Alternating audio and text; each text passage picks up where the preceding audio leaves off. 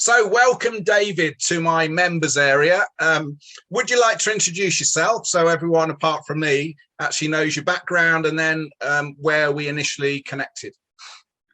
Yeah, hi. So my name's David Warner. I work as a psychological skills coach.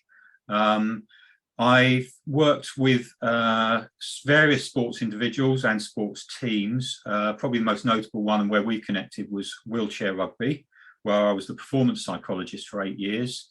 I came into the industry, if you like, into this business relatively late in life. I used to work in IT for many years.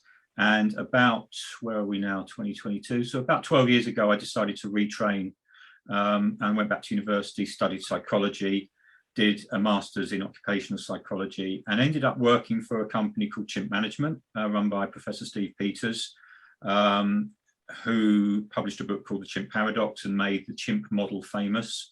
And I worked for him and learned all about the chimp model. And that became something that I applied in my day-to-day work. And when I went into working for wheelchair rugby, that's the model I took in to work individually with the players. But increasingly in my time with wheelchair rugby, I found I was working more through the coaches to the players, working more with the coaches, and certainly around setting the culture of the team to create a winning performance culture. And I think we got to a point where we needed something extra. We needed a little bit more to help us with things like on-court decision-making, to help us with accountability, to help us really get to a point where the players were really owning their performances. And through various routes, I managed to find you and get in contact with you. You came along and started working with us, and the rest is history. So when we were talking wheelchair rugby, we were talking about the Great Britain wheelchair rugby team in preparation for the Olympics. That's right. Yeah, the Great Britain wheelchair rugby team. So that's a Paralympics team. So we went to, when I first got involved in 2014, we were preparing for the 2016 Paralympic Games in Rio, which I went to. We went in seeded 5th, we finished 5th, and at that point we lost all our funding. So we were in a pretty difficult place, but we knew if we won the European Championships in 2019, that would qualify us for the Paralympics in Tokyo in 2020. So it was all about keeping the program together, and there was a lot of staff doing voluntary work to keep it all together, scrimping and saving. And we managed to do that. We managed to win the European Championships in both 2017 and 2019. Qualify for Tokyo. Then, of course, Tokyo was postponed for a year because of COVID.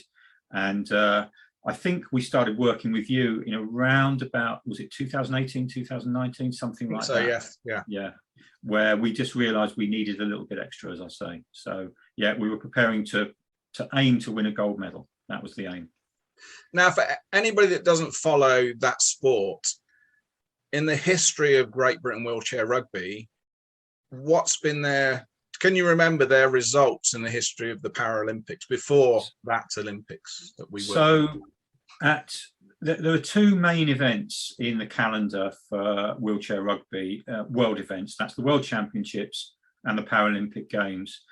And in those two events, throughout the whole history of the sport, which goes back to the 1980s, the sport was originally called murder ball. If you've ever seen the game, it's high impact, fast collision sport. So murder ball was a very appropriate name for this sport. But in that whole history, Great Britain had never medalled at world level, either at world or Paralympic events ever. So to even medal would be an amazing achievement.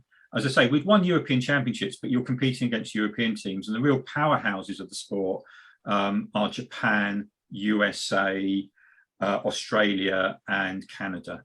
So we're not coming up against those teams in the European tournaments, even though there's some tough European teams like France and Germany. We're not coming up against those real powerhouse teams in European tournaments. So we were able to dominate European tournaments, but it's a whole nother level when you're in the world tournaments. And so we don't leave it till the end. What happened at the Olympics we're talking about? At at the 2020 Paralympics, we went into that tournament seeded 4th. So that meant the way it works is you have 2 groups of 4 teams, and the top 2 play off against each other in semi-finals and the final. So it meant we were seeded to come in the top 2 of our group, which meant we should get through to the semi-final, which means we'd have a shot at getting through to a medal match, either, well, we would be in a medal match, either the bronze medal match or the gold medal match. And to cut a long story short, we managed to win our semi-final against the host nation, and world champions and perhaps favourites, Japan, and got through to the final against another powerhouse team, USA. And amazingly and fantastically, we managed to win that game, and we won the gold medal. Which was huge, wasn't it? In that, I think it's an interesting sport, isn't it? Because when I first watched it, the level of intensity and the movement and the amount of, I don't think until you actually see it, you can appreciate that. Obviously, you know, I've worked with basketball and netball, which actually they're meant to be non-contact, but they're far from it. But basically, you know, people are stood up, the movement of people is there. But with that wheelchair rugby, obviously you have the point system, don't you, on, you know, the level of ability you can have on the court at one time, but also the amount of disruption of vision and force going against you at the wheelchair to negatively impact, one, your choice of where you can get the ball, but also your quality of staying present and being able to make good decisions. I mean, it's so intense and fast, isn't it? And violent in that way. It's until you see it, you don't really understand the vision issues of, you know, the blockages, but also the instability of when people start colliding into you when you're sat down in that wheelchair. Exactly that. The chairs that the athletes compete in are specially designed chairs for the sport, so they are able to take high impact. It's a full contact sport, so in terms of chair on chair, I mean, in terms of hands on other people, you can't sort of go around hitting people in the face or anything like that, although that does happen accidentally. But chair on chair, full contact. And, you know, there's an interesting rule in this sport. If you manage to knock the ball carrier over and they land on the ground holding the ball, so if their chair gets tipped over and they're holding the ball as they go over, that's a turnover to the other team. And possession is all important. It's a sport where, you know, you have possession of the ball. There's 4 of you on the court. They play on a sort of netball court, so it's an indoor sport, and you have to get the ball over the try line at the other end to score your try, and then the other team comes back and tries to score their try. And the game is won on lost on turnovers. So games will, you know, they run for about 32 playing minutes, I think, for 4 8-minute quarters. And scores will typically be something like 58-60. So it's a high scoring game, and games will be won and lost on turnovers. So having high impacts to disrupt the opposition, to cause turnovers is all part of the game. And that's largely how you win. There's a lot of tactics as well involved. And I think that was the element when I started coming to work with all of you, is that watching those close games and speaking to the coaches, is that there was a clear recognition that under the tough games, under the high pressure, those last few minutes, that's when sometimes the decisions weren't the best decision. The composure wasn't there. That accuracy of making those choices and committing, which there was a lot of close games with the top teams, weren't there?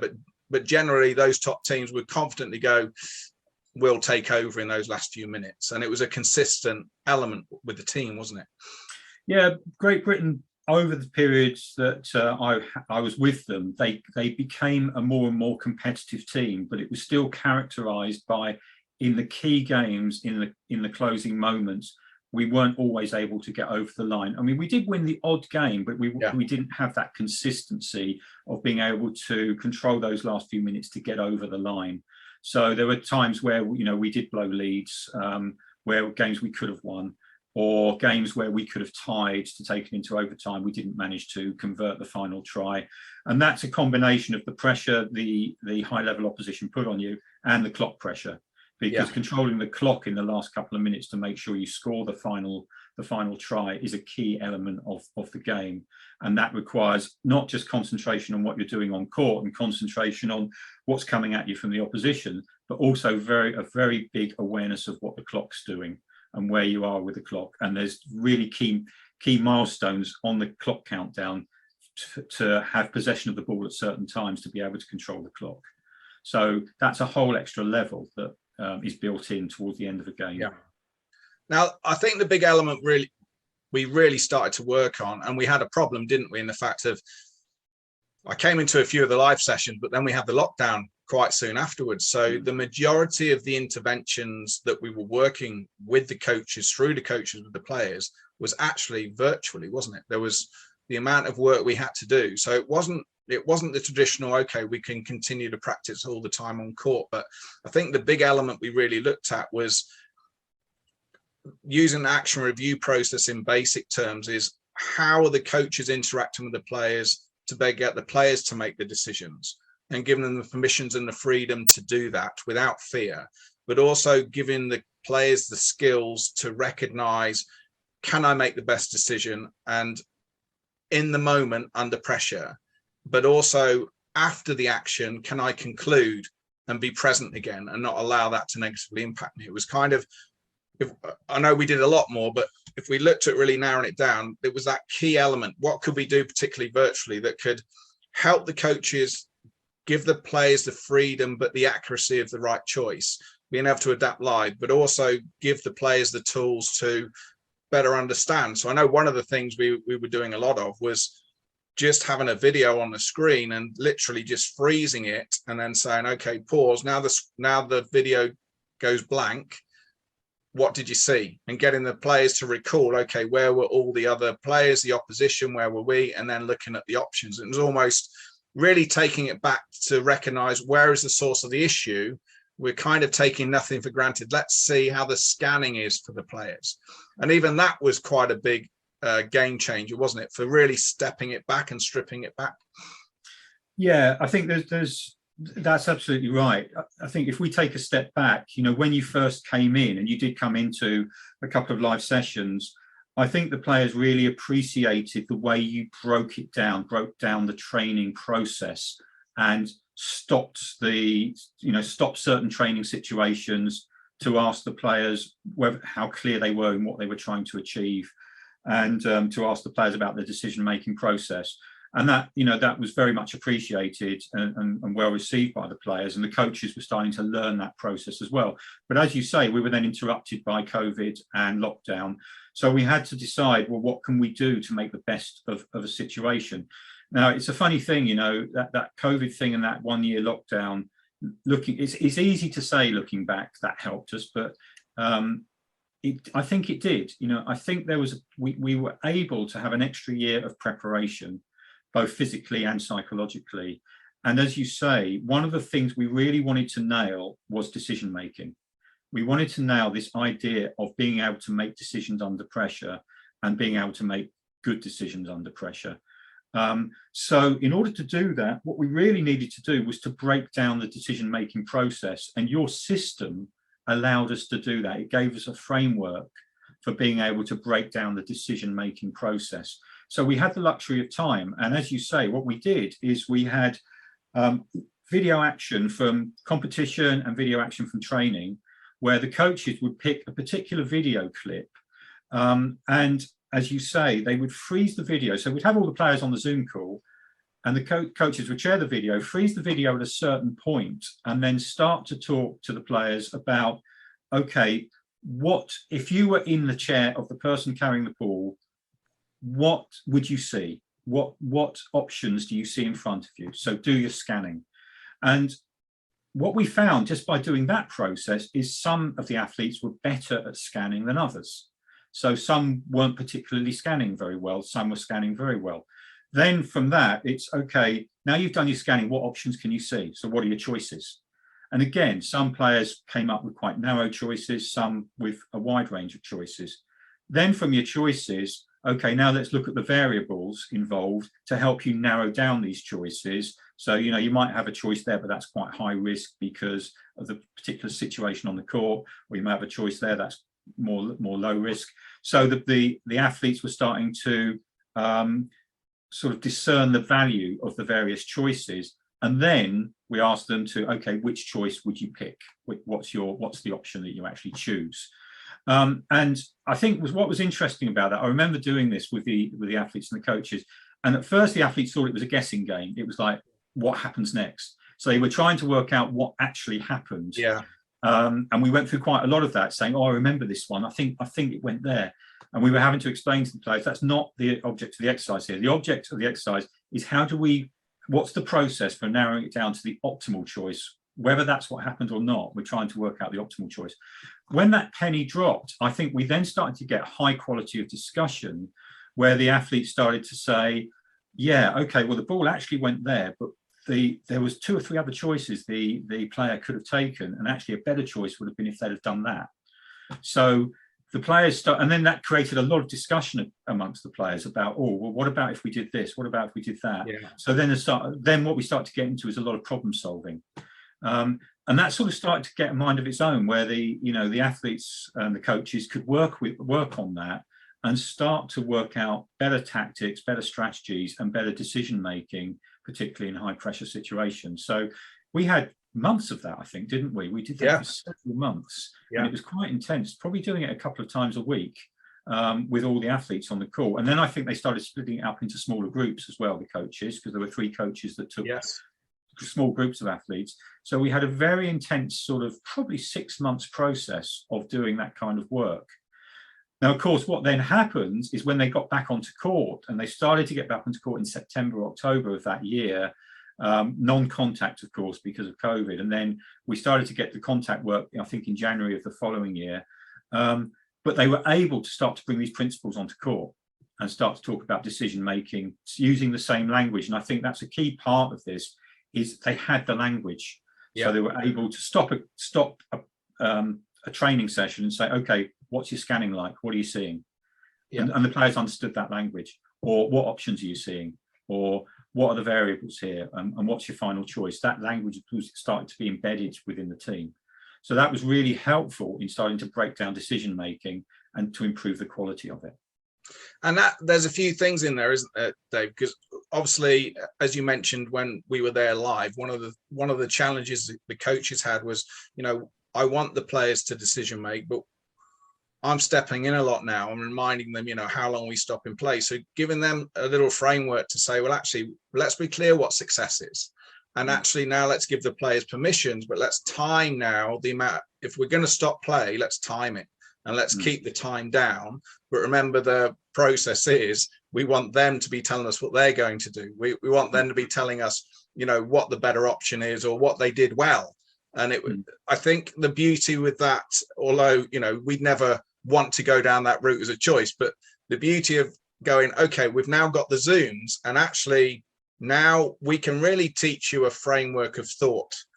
What it actually did also, it increased the quality of the dialogue between player and player coach, as opposed to it's not working. Now we're going to go, well, where's the source? Oh, it's here. Okay, so what's the options to fix that? Okay, bang, how long do you need? Oh, give me 30 seconds, off we go.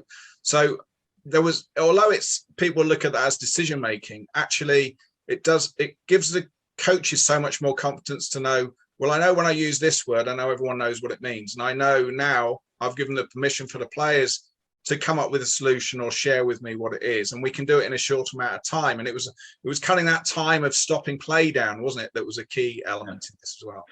Yeah. And I think it's important to say as well that, you know, it sounds like we wouldn't have been able to do this if we didn't have that 6 months of lockdown.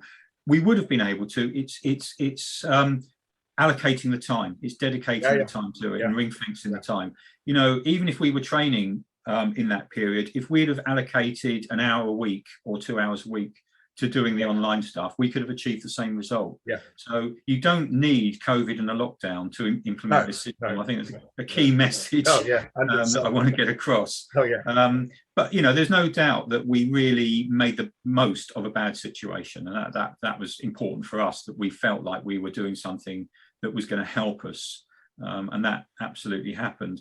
And as you say, when we got back on court, that common language was really helpful to have that dialogue between the coaches and the athletes. But the other thing that I wanted to mention that we also did, we were doing quite a big cultural piece about how we want to be as a team and what are the key sort of success factors for us as a team. And one of the things that came out of that was communication. When we got our communication to a high level and high quality, and that is both on court and off court. So what's the quality of our communication in our debrief meetings, for example, but also what's the quality of our communication on court amongst the 4 players on the court and between the players on the bench? What's the quality of that communication like? When that's high quality, we performed better as a team. So to use one of your phrases, that became one of our non-negotiables. Yeah. And we monitored for that. So we would empower players to be on the sidelines, stopping play if they felt the communication level had dipped, and reminding players that communication was key to our performance. And also, off court in meetings, encouraging players to communicate and to share and to provide constructive criticism, however you want to put that, so that we had this thing that, all input, all feedback is just information. And we're just giving each other information. Now, you can choose to internalize that and let that affect you in a negative way, or you can choose to take that on board and do something positive with it. No one ever meant any harm by any direct communication they gave to their teammates, but it was important that communication was given and delivered in a way that could be well received and create performance improvement by people working on whatever was being communicated to them. So communication became a key non-negotiable for us. And that there's some real critical elements in that, isn't it? Because I remember when, as we always do, is communication a word jumps out so much for so many teams, doesn't it? Say, oh, better communication. And then often we go, oh, we agree, and for 5 seconds the communication might be okay again, and then it dips again, and we get caught up in the technical tactical. But the clarity of, look, what is effective communication? If it has a desired impact, okay, how are we doing on that? We know, how does it impact us? Massively. Okay, so we need to put focus on it. And the fact this is what I was really pleased about the coaching team is, they were sharp cookies in the fact of they were happy to change if they saw the value in change at coach. And when we really broke that down in, well, hang on a minute, the only way you're going to improve in communication is put focus on it. So success in this session is effective communication. How are we going to keep it alive? And importantly, anyone on the sideline had a role. They're engaged. They had a responsibility. And the coaches kept them engaged. Okay, what are you seeing here? Right, can you look at this scan? You can call a reset, whatever it may be, we've pre-agreed.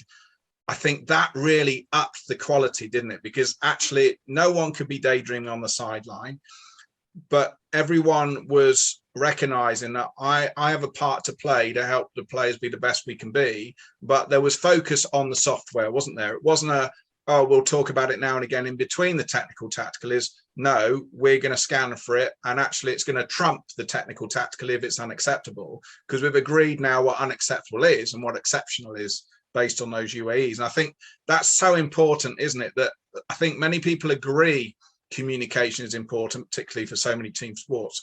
But how often do we really know what it looks like, what unacceptable is, and are we scanning for it, and what we're going to do if it falls below? The people on the court recognizing how can you adjust, what can you say? But if someone reaches out to you, what are you going to do back? As opposed to ignore it, actually, I need to accept it, acknowledge, I need to act on it. That principle, there's so many layers in there to just communication, isn't it? There is so much to actually cultivate it to the level we need. It's like with any word that you come up with to sort of define the culture of the team. And, we see this all the time. Teams come up with a set of values. Yeah. They're all just words. The key thing is to put the behaviours behind the words. And that's, I think, what we did pretty well with wheelchair rugby, is we had this word communication and we recognised it was important. So then we decided to sort of think about what are the behaviors that underpin communication. How are we going to make communication come alive? And as I said before, things like empowering athletes on court to intervene and say the communication wasn't high enough, and to really push that sort of high level of communication in the off-court sessions. And just to add into that, Mark, to bring another thing in that you sort of helped us with, another concept that really helped us, I think, and something that the players and the coaches readily adopted, was the idea of hot reviews and cold reviews. This was a lovely idea that so it's very simple, really, but it, often the best ideas are the simplest ones. I like simple, Dave. I like simple. Yeah. Well, so do I, and I think that's why this works so well. And what this did, the idea of a hot review and a cold review, it made the coaches accountable as much as it made the players accountable. Because if you think a coach is designing a session, a training session, so maybe a 1 hour session to practice a particular skill, if we're going to review that, we need to know what it is we're trying to review. So yeah, we could say, well, we're reviewing the session, and that would be the normal quality of the review. Yeah, how did the session go? Oh, it went okay. It went quite well. Right, so that's a review. But that's not a high quality review. If you say the session is going to be about this particular skill, and this is how we're going to run the session, and this is the skill we're trying to develop, and this is how we're going to measure how that skill is being developed. So that's what we're planning to do, and these are the actual steps that we're going to run through in the session. So that sets up the session. Then when you come to review it, the review is all about, okay, that's what the coaches said they were going to do. Did they do it? So now my hot review is, I come out of the session and I give my immediate reaction, that was rubbish, or that was a great session, and it was a great session because blah, blah, blah. Or the coaches, I'm really annoyed with them because they didn't follow what they said they were going to do, or they were a bit lax, or, et cetera, or they really nailed it. So you get that hot review. Then when everybody, it's the idea of a hot review is you've just literally come off the court and you're hot and your mind is hot and you're ticking a bit. So you give that sort of emotional response. Then a couple of hours later, you're able to give a more considered, logical, in my language, human response rather than a chimp response. And then you're able to start to dissect the session a bit and say, yeah, this could have been improved. That could be a bit better. We did that well. We got, we nailed that part of it. Was it a good session? Did it deliver what we were planning for it to deliver? And then so what we get is a much higher quality level of review of the session, which therefore improves the session. So we're not just going, oh, it was a good session, it was a bad session. We're going, if we tweak that, that would made it a better session. And this part of it was really good, and we really got something out of that.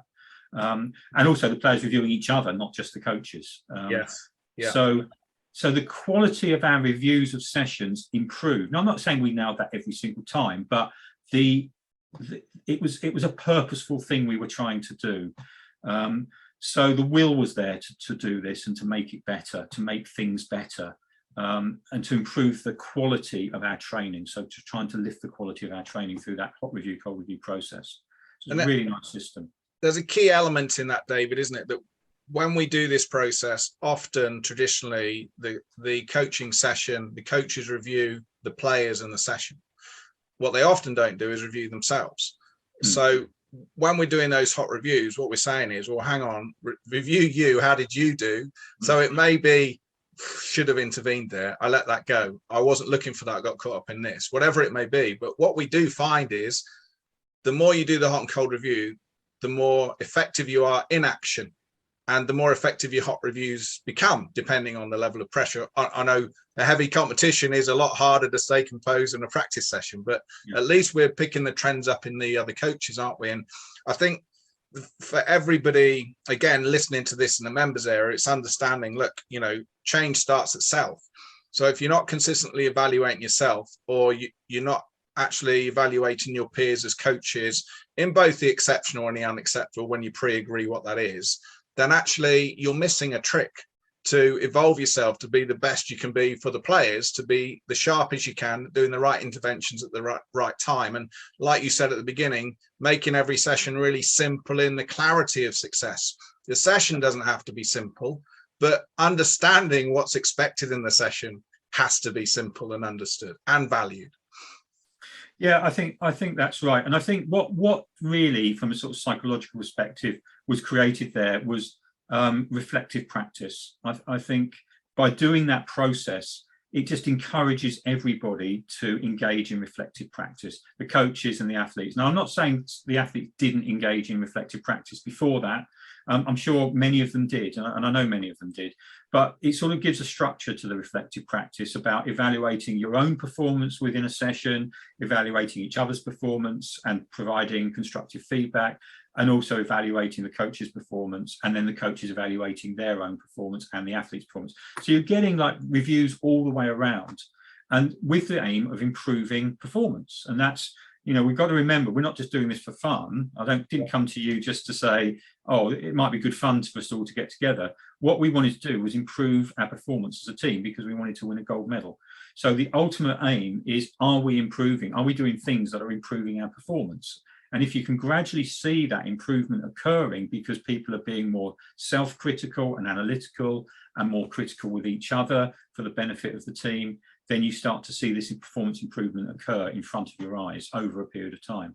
And that becomes very powerful. And then you take that through to, you know, a big competition like the Paralympic Games, and you start to see the magic happen.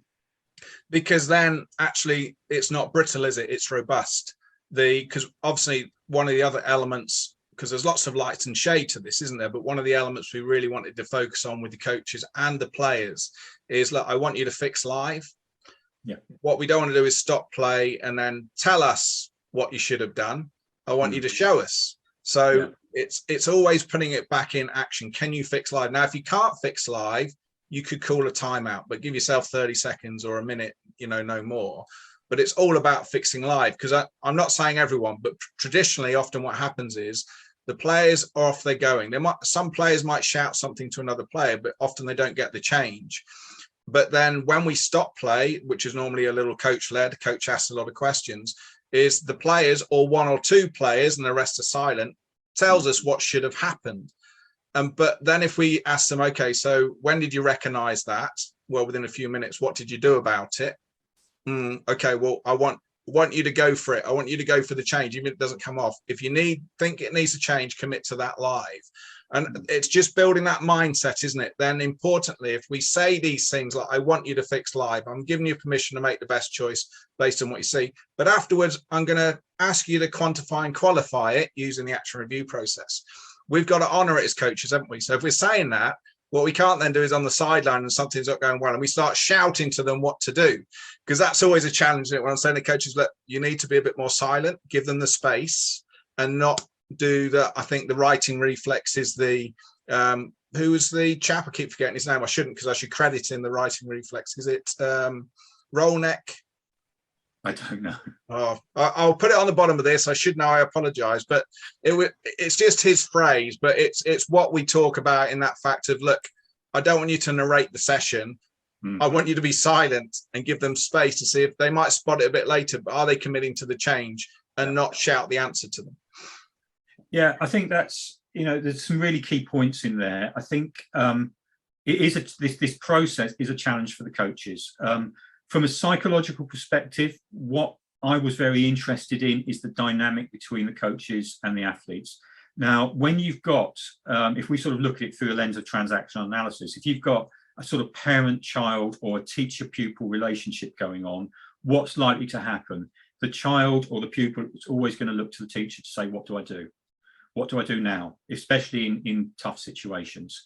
And, you know, when you're in a final of the Paralympic Games and you're in a tough situation, we don't want the athletes looking over to the coach or to a teammate on the sidelines going, I don't know what to do. What do I do? Yeah. We want the athletes to be backing themselves to make decisions, but have a good, robust process for making those decisions well trained into their minds. So that's happening automatically. So, and that's what we were trying to achieve. Now, one of the challenges for the coaches, of course, is that means less coaching. Now, if you're a traditional old school coach, let's say, who, you know, you see your role as the parent or the teacher, and you've got to be there telling your children or your pupils what to do all the time, then to say to the coach, look, sit on your hands a bit here and just let them do it, and let them make their mistakes and let them diagnose and let them problem solve, that's tough, right? I'm not denying that's tough. And that's difficult for the coaches to get their heads around. And, you know, they want to intervene, they want to correct, but what we're really looking for is using that rule of three. Can the player self-correct? And if that's great, if the player can self, we see a player doing something in a way that's not helpful and then starts to correct that behavior, fantastic. And then we can praise that. If the player doesn't self-correct, are their peers helping them correct? So we've now got sort of peer-to-peer interactions where the athletes are helping each other to correct, you know, oh, do this, don't do that, you know, try it like this. And then again, the coach doesn't need to intervene. And then only if none of that happens, if the player's not self-correcting, if they're not correcting each other, and maybe another level, there might be an athlete sitting on the sidelines who might even then start adding something in. And only if none of that's happening, then the coach comes in and points out what they saw. Now, that's a lot less coaching.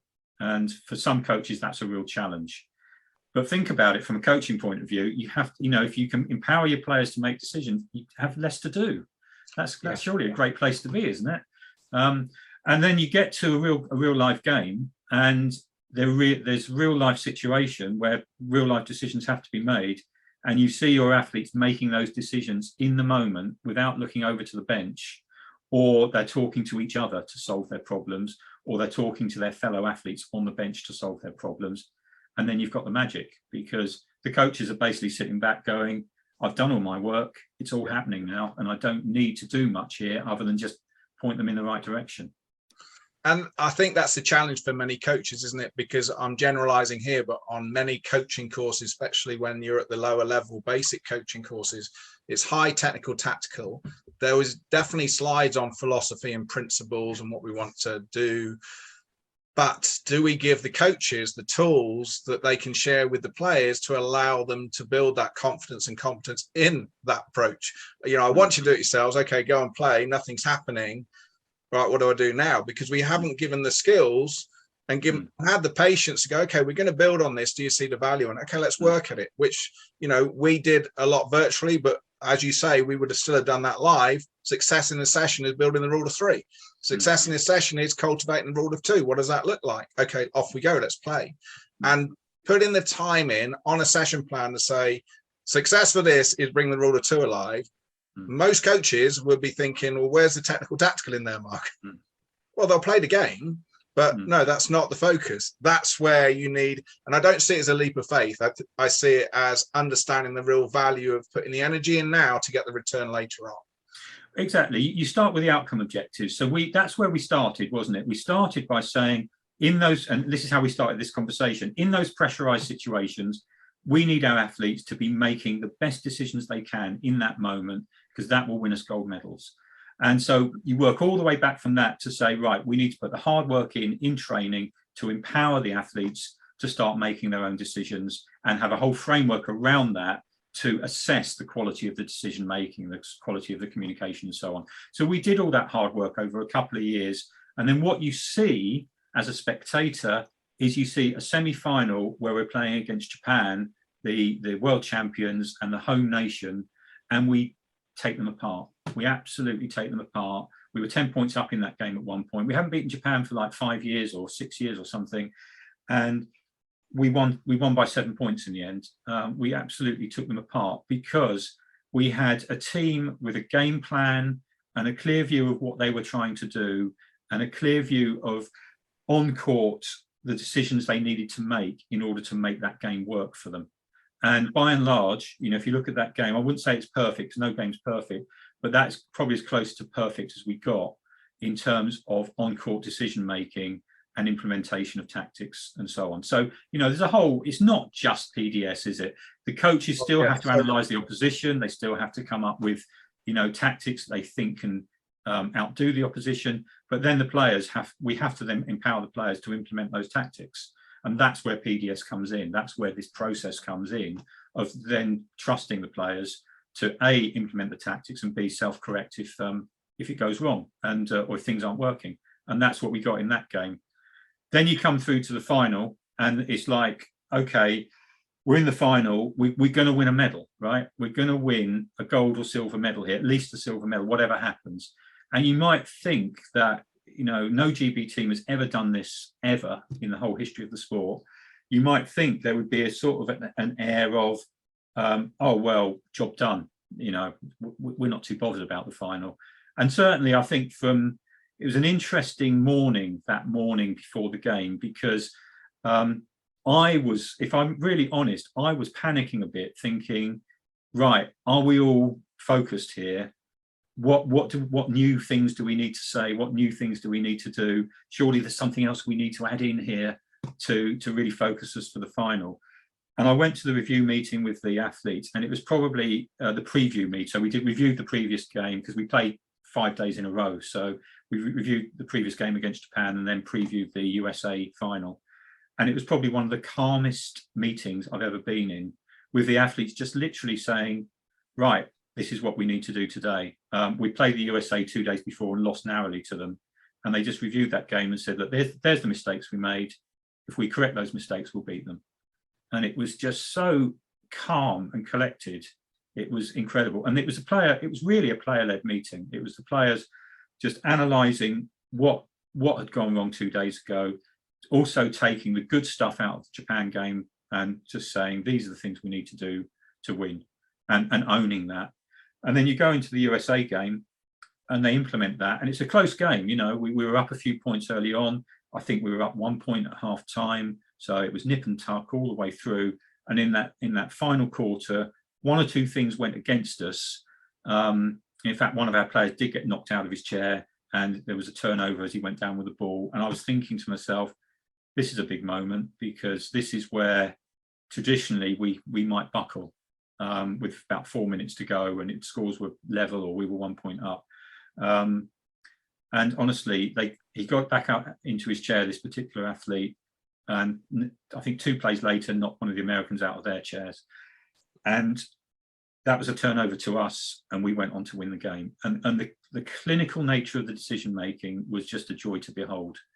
And with about a minute to go, I remember I had a notebook, and I just closed my notebook, and well, I wrote in my notebook, we're about to win the gold medal, and just closed it. It was easy to watch from just watching on the TV. Obviously, I'd watched some of the other games just, you know, before we had the first conversation, to say, okay, where am I spotting behavioral shifts? Am I spotting, you know, that closure where the comms go down or the scanning starts to drop? You know, just all the elements to look at the sources. And you could see people tightened up, you know, and you know, everything, it felt awkward to watch. You weren't sure. But when I watched the semi-final and the final, I never had that feeling of, oh, it felt just confidence on the court. When even it was close, it was like, I know, I could see them. They were really consistent in what they were doing continually. And that's refreshing, because when you're watching a game, sometimes you're thinking, oh, which way it's going to go. But when you're watching it, you know, and obviously I don't look at the score lines, I look at the behaviors and the decisions and are there any changes? And it just felt consistent. No one regressed, you know, no one shut down. They were still all reaching out. They were connecting. You could still some great choices still going on, and the commitment to the execution of the choice. And you could actually then see the opposition almost question themselves, thinking, this isn't the team that we were expecting, and the doubt coming into the opposition. So it was great, like your emotions there, Dave, on, you know, I don't think people recognize sometimes when you're not inside, when you're working with a team that has little resources, when most other countries are wrote off, they've got the favorites, but there's an inner belief, and the coaches, the staff consistently putting in the time on the dark days, the wet, cold days, the days when there isn't anything excited to do, but they're still saying, no, we've got to put our energy into this, being inquisitive, cultivating those, whether it was on the Zooms or it was live, and then still giving the freedom and permission for the players to make the decisions, you know, not in, which could have easily happened, Dave, is in the pre-game chat before the semi-final, pre-game chat before the final, coaches sort of going, right, guys, this is what we're going to do. Don't forget this. And then it can shut down. So it's kind of trusting your players. You go, look, I'm here and you've got this. Okay, so what about this? What about here? Loving it. And that doesn't happen overnight. That happens through years of layering, years of just cultivate, never compromising on what we all decided was the most important and what facilitates that. and then you get the return. And the return is, it's never a result, the return, is it? The result is, have we played to our potential with the players we've got? And if you look at that, no question, they play to their potential better than any other team. Yeah. And for me, that was the key thing. And I think I mentioned it after when I congratulate the coaches. I think that was a big thing for me, is that, okay, the result's brilliant, you know, medals, but when you see a team that performs close to their potential than anyone else, then that's success for me. And I know I'm a bit separate from that, but that gave me the most pride, is to see what the coaches did, and they didn't tighten up. They stuck with it. They honoured it, but also seeing the confidence in the players to live it under the tightest pressure and almost embrace that, enjoy them just backing each other and just going for it and not regressing. That for me was great to see. Yeah, you're right. I mean, it's great to win the gold medal, and it is an emotional moment for everybody concerned because of all the hard work that everybody's put in. And that's, you know, you don't see that. You see the end product as a viewer, you see the end product, but there's been years and years of hard work from the athletes, the amount of sacrifice they have to put in, you know, the sacrifice they make in their lives to put in the work, the coaches, the staff. There's so much goes on behind the scenes, and then you see that end product moment.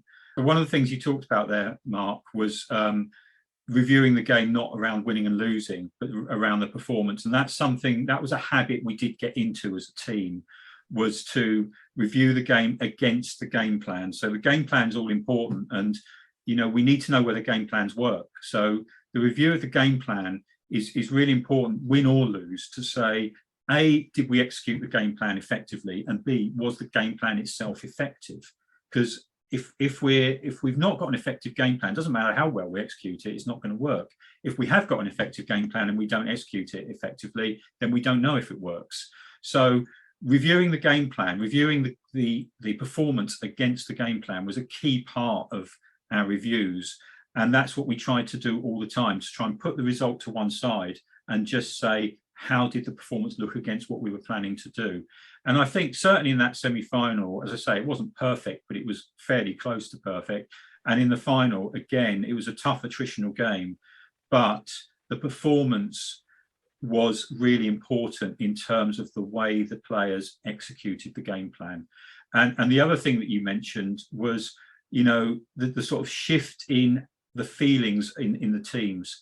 And many of the players I've spoken to said there was a point in that third or fourth quarter where they looked over to the US team, and the US team didn't know what to do. They'd run out of ideas, and they said they could see it on their faces that the US team was struggling a little bit.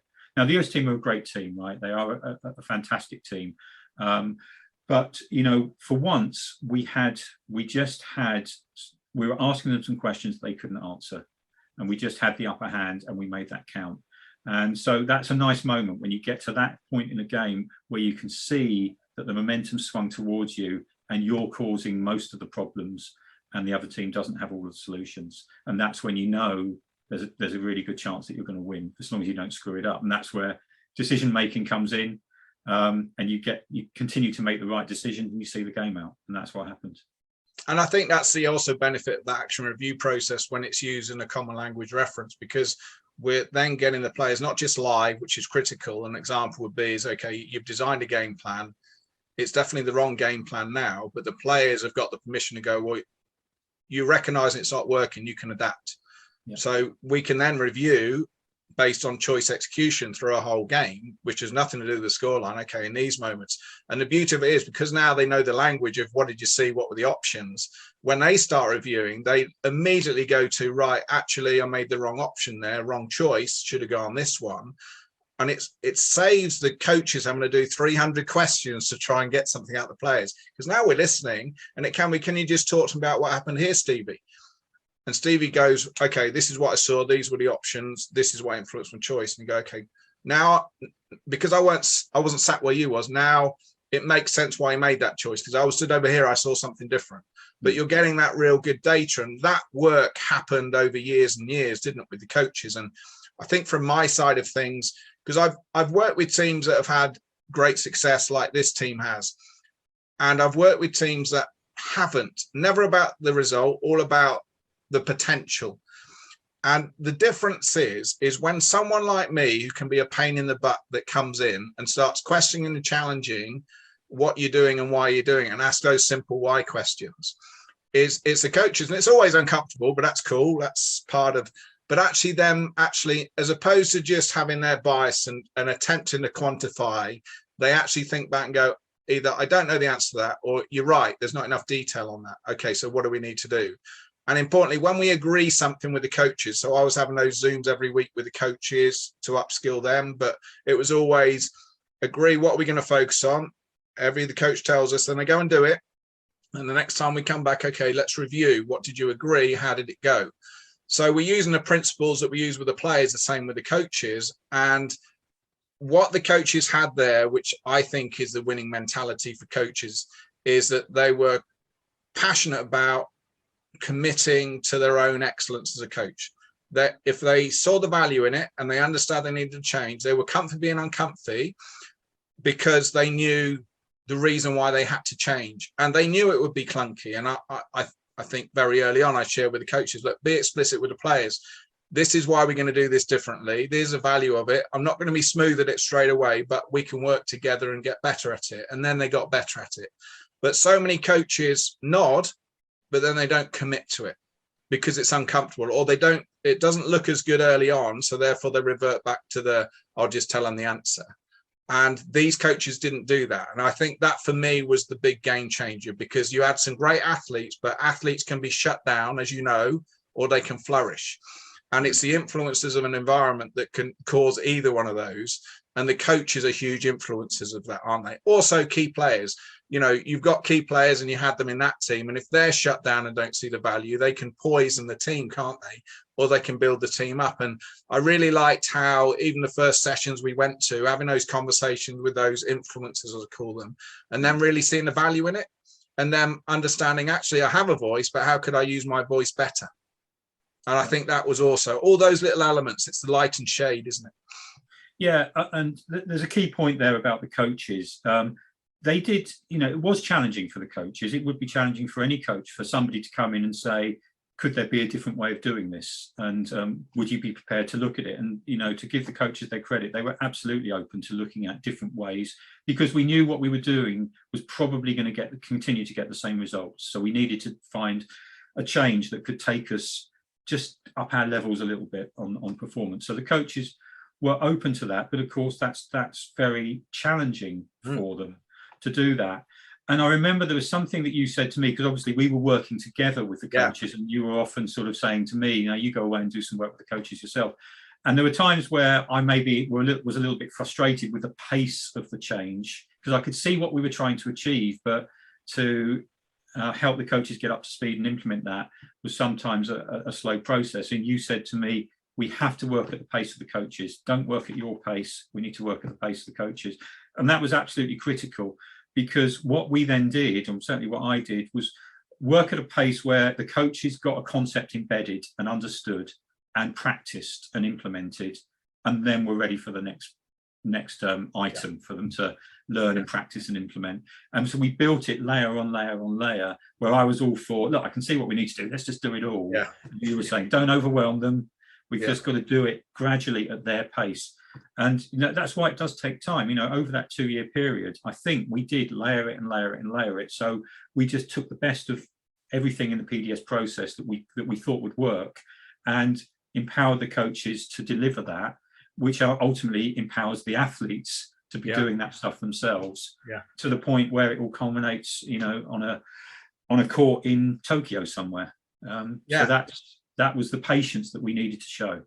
And it's that, I know I like my little one-liners, but it's we are where we are, we're ready when we're ready. So that's the reality. And then we go, okay, how fast can we go? We can only go as fast as we can go. Okay, what is that? Great. Well, let's just go for that then.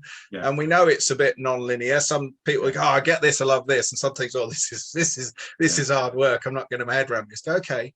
And there was times, and it is with all my clients, there's times when I have a catch-up Zoom and we haven't committed, or it hasn't gone as well.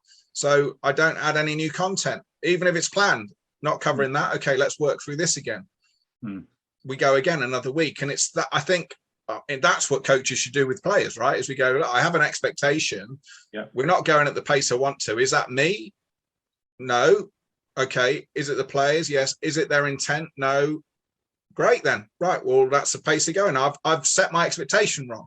Great. But actually often it is it me? Yes. Okay. So what do I need to do? Do I need to change my expectation? Am I giving them too much? Am I not giving them the space to work it out? Have I not spent time getting them to see the value? You know, am I not engaging them well enough? Yeah. All this stuff, but at least you're asking the right questions because you're hot and cold reviewing, aren't you? Exactly. And that expectation management, I would say, is an absolute key part of it. So managing your expectations of yourself and your expectations of others, and not letting your expectations drive the process. Because if you're thinking they should be able to do this by now, that's just going to lead to frustrations. Whereas if you're much more in the mode of where are we right now? Where are the athletes right now? What more can I add right now? Or what do I need to consolidate right now? You're going to get a much more productive process.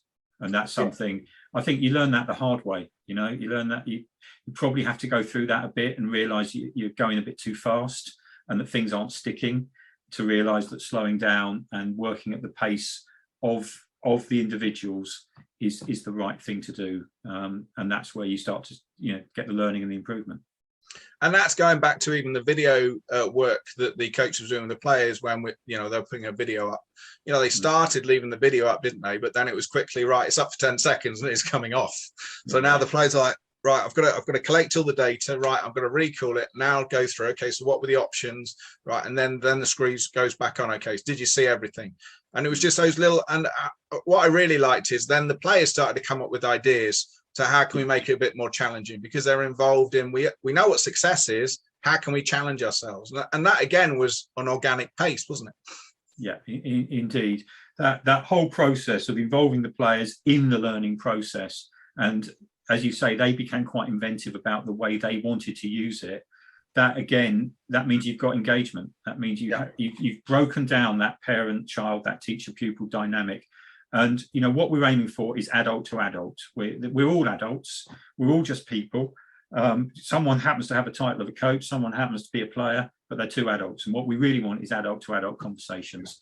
Where everybody's got an input, everybody's got a view, and there's no ridiculous ideas. Every idea is worth listening to, and we start to develop solutions through that sort of adult to adult process. And that's, I think, where we got to with wheelchair rugby, just in time, really, just when we needed it. So it's funny sometimes when things come together, isn't it? And at the right pace to build the robustness, so under pressure it doesn't regress. Under pressure it's there, which I think is another thing, some generalizing here, but some coaches and teams don't really connect with. They see it in practice, they see it once and go, we're ready to move on. But they're not saying, actually, now I need to load the pressure on it. Now I need a covert recall and go straight into a game, no chat, let's see if it's still there. And again, these are another layers that we need to go, yeah, just because we've seen it in short-term recall, just I've seen it a couple of times, that means say it's there. And that's why often when we then go into a match, everything disappears. Yeah. So yeah, agreed. Yeah, you're right. And that kind of work where you sort of test, you may have trained something on the Tuesday, but you test for it on the Thursday and see if it's there without telling the players you're testing for it. Yeah. Those little things will really help you as a coach determine how effective the session really was, the previous session really was. Because if it's not there, then it wasn't that effective. Because what we really want is to be embedding stuff in that stays there. Yeah. And if it's not there, okay, that means you just got to work a bit more on it. And that's all part of the process. There's no point in getting frustrated. It's okay. We just need to do a bit more of that because it's not embedded yet. Yeah. And I think we got that. We got that as a group. And I think overall we did a really, I like to say we did a really good job, I think. Have you got any other observations we haven't covered, Dave, on your reflections? I think that's probably, we've covered all the main things that I wanted to talk about.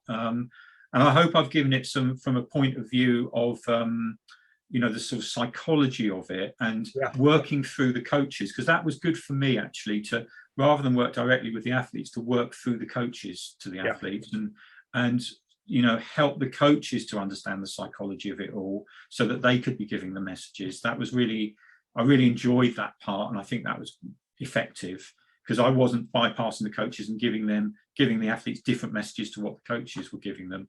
we were all giving the same message, because basically the coaches were giving the messages. The only other comment that I have is with the it's an interesting observation with the exceptional, acceptable and unacceptable. That did create a lot of confusion early on, as you may remember. Yeah. And I think it's interesting, you know, to just work out how to implement something like that. We started off by simplifying it and just saying, just define what's acceptable and unacceptable. If that's all you can manage to do to start off with, that's fine, because at least now we've got a sense of this is unacceptable behavior, this is acceptable behavior. We can worry about exceptional later. So I think there needs to be some pragmatism with any model of saying, how do we make it work for us? And that was something we did. We sort of customized your model a bit to make it work for us, because otherwise we were just going to overload the athletes with lots of concepts. So I hope that makes sense anyway. Yeah, 100%. And there are sometimes, and I share this on the tutorial, so it's a great point, Dave, is there's sometimes when there never will be an exceptional. There's some things that are just, it's a yes or a no. Yeah. But then there are some things when you go, actually, yeah, this is acceptable, but actually we could strive for this, which would be phenomenal. Yeah, and that's what we used to do. I think we used to just get this sort of, you know, what does unacceptable and acceptable look like? Because the players were sort of, they could get their heads around that, and they were able to explain that. And then you would see an athlete do something exceptional, and then you would mark that out as exceptional. So maybe in the code review, you'd say, by the way, we talk about exceptional, that was it. Yeah. And so you can bring that to life. But for the players to define exceptional, sometimes that's quite hard. Yeah. So I think that sort of customization of the model to make it work for the group that you're working with is really important. You don't want to be the slave to the model. You want the model to work for you. 100%. I think that the one point I add to that as a word of caution for others that are listening to this is you can call also any of the words I use something else. But if you call it something else in your organization, everyone has to use the same word and the meaning. Otherwise, what you get is, oh, you mean that, you mean that. And also the other word of caution is if you come back to me and want more training, I won't know your language. Yeah. So it's really important that I put names on things just as reference, and I frame them in a way that go, look, I know this works, but it's up to everyone to go, okay, quantify and challenge, I'm struggling with this. Okay, so how could you adjust it so the people that are important understand it and it's user friendly? But whenever you change something, it needs to be consistent across everyone in your team organization. You can't have somebody saying this, somebody saying this, different interpretations. And people need to spend time on making sure people understand the interpretation of what that means and looks like. And if you're going to introduce it, you're introducing it because it's staying. You're not introducing it for a couple of weeks and you forget about it and add something else. It's really know, look, what are the important elements? Right, we're going to build this. It's not going away. Let's take time. And I think that's what the team did well, is they understood, right, so the action review process, this is critical. We see how we can use it for players, coaching, reflections. The success criteria, the communication came out as a big non-negotiable. Okay, but what does that look like? How can we cultivate it? So they were really looking at, look, what are the daddies that if we could change these would have the biggest impact for us as a team? And then go back to, where's the source of the problem, as you mentioned? Where's our solutions? Where do we need to go back to put our interventions in? Not just stay, well, we know what the problem is, but we don't know how to fix it. Where's the source? So an example is we may identify with some poor scanning. We may identify with some, actually, their game IQ wasn't as good as we thought. They're not even seeing the options or understanding why that shouldn't be an option based on the risk or the time or whatever it may be. But now we know we could do the individual intervention with those players, which I know the coaches did a lot of the one-to-ones as well, when they recognize, okay, there's a little element there, no problem, let's have a little session. And that's the beauty of it, identifying the source and putting the intervention in source, not just blanket, let me repeat what we just did last week that didn't work last week kind of thing. Yeah, within a team game, you've got a whole bunch of individuals, and each individual is going to be operating slightly differently and at slightly different levels. And a system like you've got enables you to start to identify where the individual decision-making processes might be breaking down for each individual person. And then, as you say, you can then do individual interventions with those people, with those individuals on a one-to-one basis to correct issues at source, rather than just look at the team and go, oh, we made a bad decision there, why was that? You know, and everyone's looking at each other going, I don't know, I thought I did okay. Once you break it down and sort of start to realize, okay, someone actually isn't scanning great, or someone isn't really making the optimal choice, you can then work with that individual on that particular part of their game. And then that's how you then strengthen the team, where each individual is working on their individual decision-making processes. So yeah, absolutely, I'd endorse what you said. In summary, Mark, I think I'd just like to say, you know, when a team has success like we do, there are many, many reasons for it, you know, and there's lots and lots of work we did, lots of individual work that athletes did, and lots of work that the coaches did, lots of work we did on culture, lots of work the multidisciplinary staff team did with athletes around, you know, physio and S&C and all the rest of it, all those good things. And that all comes together when you win a gold medal. That all comes together in that performance. I mean, even if you don't win a gold medal, that still all comes together, right? And, you know, I can't sort of sit here and hand on heart say PDS won us the gold medal, because it's too simplistic to say that. But what I can say is that what you gave us and what the system gave us was a framework that helped us really quantify and understand how we were going about our training and our competition and our decision-making processes and our communication and all the rest of it. So it gave us that framework on which to sort of embed our performance. And, you know, that was one of many factors, but nevertheless, it was an important factor in that gold medal process. So, you know, thank you for your input in all of that. And it's an important element in many ways from two different angles, that, Dave, because one is people can't reach out to me or anyone else and go, you'll be the answer to my problems, because often there isn't one answer to a problem. And also, even if you get success or you don't, you can never put it on one thing, because there's too many variables. Now, sometimes you can put it on one thing if that one thing is a ripple, you know, like you have some poison in the organization that's just killing people. But 99.9% of the time, it's a culmination of many elements. It's a bit like me. No one would pick me to be a football player, a rugby player, or a basketball player. I could be a great decision maker and scan everything, but I wouldn't have the skills, the physical ability, the robustness to actually perform any good. I'd just be really good at reflecting on my actions as well. They'd just be useless actions. So yeah, it's all so many elements. What I really liked was how coaches and everyone that is successful within developing themselves to help impact others, which is what PDS really does add value to, is they did integrate it. They didn't see it as separate. They didn't cut and paste it. It was like, okay, where does this fit? Okay, how can we adjust this? And that's so critical within bringing me in or bringing anyone else in or bringing a concept in or a system. It's not a cut and paste. It's how does it fit within our world based on what we want and need. And how do we integrate it with everybody, not just me? I love it, but others don't.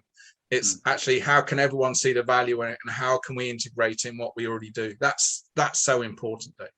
Yeah, it's the way, I think, a way to look at it. It's a piece of the jigsaw. You're doing a jigsaw puzzle to get a high performance team, and this is a key piece of the jigsaw. But just like there's so many other key pieces of the jigsaw, but without this piece, you might not get the overall performance improvement that you're looking for. It's funny you said jigsaw, Dave, because there's a few people said you're the glue that helps the jigsaw stay together, but you're not one part of the jigsaw. It's just like a different angle to look at it. Yeah, just a different angle.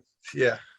Okay. Well, thanks, Dave. Appreciate your time. Last question for you, which I was going to ask at the beginning, but I forgot, is obviously you're coming from an academic level, and you're more than academic, Dave. And obviously I'm coming from a seriously non-academic level.